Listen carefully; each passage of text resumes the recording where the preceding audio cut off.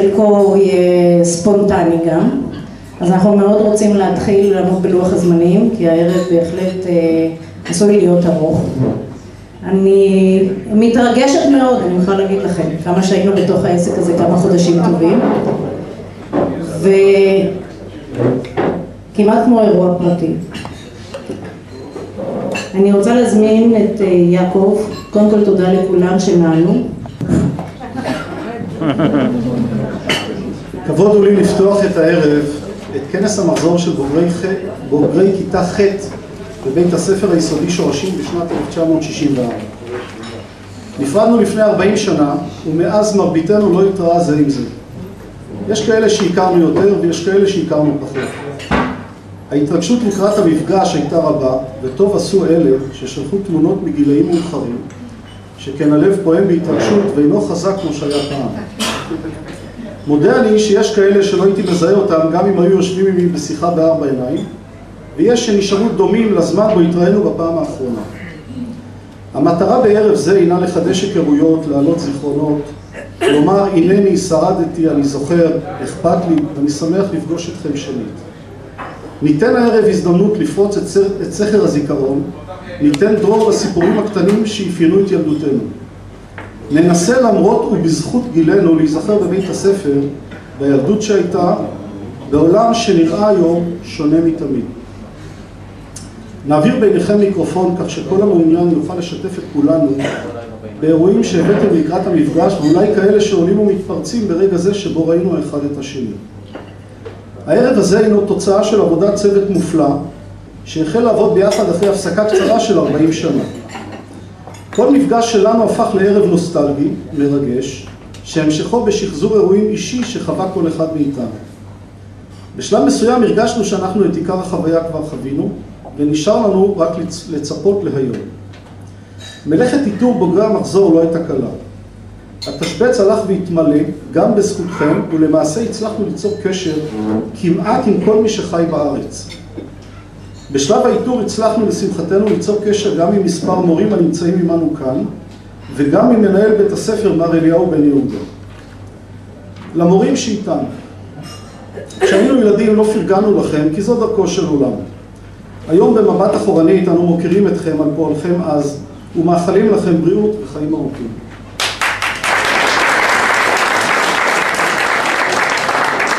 במסגרת הכנת המפגש סיירנו במקצת הרחובות בהם נהגנו לבלות בילדותנו, וכן ביקרנו בבית הספר שלולא ידענו כתובתו ספק אם היינו מזהים אותו.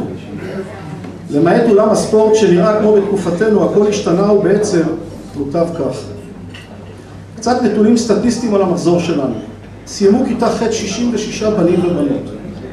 3 נפטרו בטרם עת, אלפרוביץ' בילהה, יגוניצר דוד וסימון פנחס יהי זכרם ברוך. 1 שוהה בחו"ל בשליחות, גיורא בכר, קונסול ישראל בפילדלפיה. 4 חיים בחו"ל, אורה אסתר, כהן אברהם, קוז'מן פנחס וקימן הילדה. תוכנית הערב כוללת ארוחת ערב, מצגת וקטעי קריאה נוסטלגיים, מיקרופון לקהל לשיחה חופשית.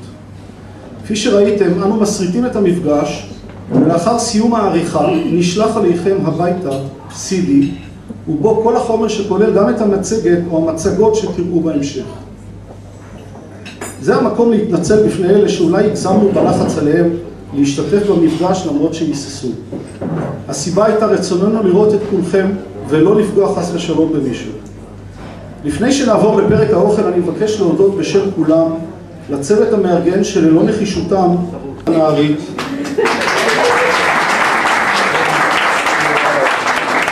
לאורה הרמוני ויוכי בנאי שסייעו רבות באיתור הנעדרים, לבחירת המכתבים והשתתפות בתהליך קבלת ההחלטות איך, כיצד ומה לעשות בערב זה. ואחרון חביב למי שבלעדיו לא היה אירוע זה מתקיים, ואני מתכוון לאפרים סרנגה,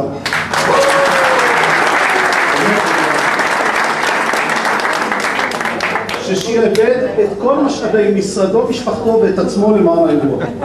אפרים, תמצא סיבה טובה שנמשיך להיפגש אצלך במשרד, הקפה היה מדהים והאווירה המשפחתית מזמינה. ואפרים המדהים. אני מאחל לכולם לתיאבון ואנחנו ניפגש בהמשך. אתה מסתכל בעיניים. ערב טוב רבותיי. אני חושב, מתאר לעצמי, שהכל שלי מוכר לכם. מבטא דרום אמריקאי. הדרום אמריקאי. את המבטא הזה אני גנבתי מאשתי. עכשיו, אני כרגע נזכרתי בשיר של נתן אלתרמן, עננים על ראשנו הרוח איתן, המלאכה נעשתה אחרי שמיים. להרים כוס קפיטן לחיי קפיטן. אז אני רוצה להרים כוס לכבודכם, לכבוד כולכם, לחיים, לפגישה, תודה עבור הליווי, לחיים.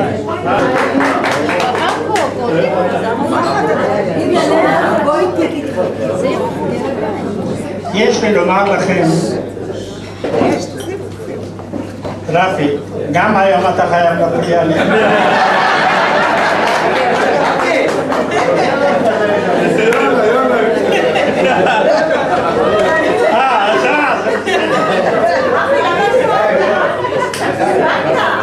הרבה בריאות.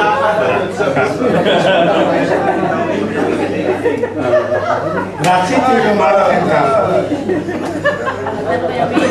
מעט אנשים בעולם הזה זוכים למה שאני זכיתי. מעט מאוד אנשים. מעט מאוד אנשים זכו בחיים. כעבור 40 שנה אנשים לעם ישראל שחיים במדינה, תורמים למדינה. ושאני אולי תרמתי משהו בתור מורה, אולי הייתי קצת המורה הרוחני שלכם. זה כבוד גדול בשבילי לראות אתכם. ישנה ברכה שאומרת, ראה בנים לבניך. עכשיו אני רואה את הבנים במו עיניי. אני מתרגש כמוכם. ייתכן שאתם מתרגשים יותר, כי אתם פחות מנוסים. אני מבוגר מכם בערך ב-20 וכמה שנים, אולי קצת יותר מנוסה, אבל ייתכן שאתם יותר נבונים, יותר מנוסים מאשר הדור שלי. 3 דברים הנחו אותי במשך ימי חיי. הדבר הראשון, אהבה. זכרו דבר כזה. אתם רוצים להצליח בכל מקצוע שאתם רוצים, תשתמשו במילה הזו אהבה.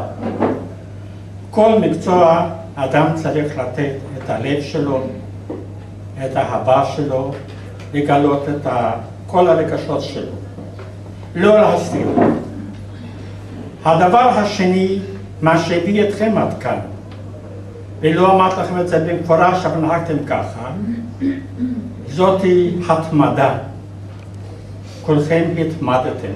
וטוב מה שיעקב אמר פה, בעזרת גיר, עיפרון ונהיה. הדבר השלישי, מה שאדם צריך, זה להיות גאה בעצמו, גאה במעשיו. לדעת לתרום מעצמו.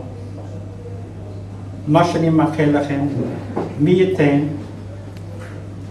אני לא רוצה להאריך את הזמן, מי ייתן ונזכה להיפגש בעוד 10 שנים, במלאת חצי 100 שנה לסיום המחזור. כל טוב לכם, היו בריאים.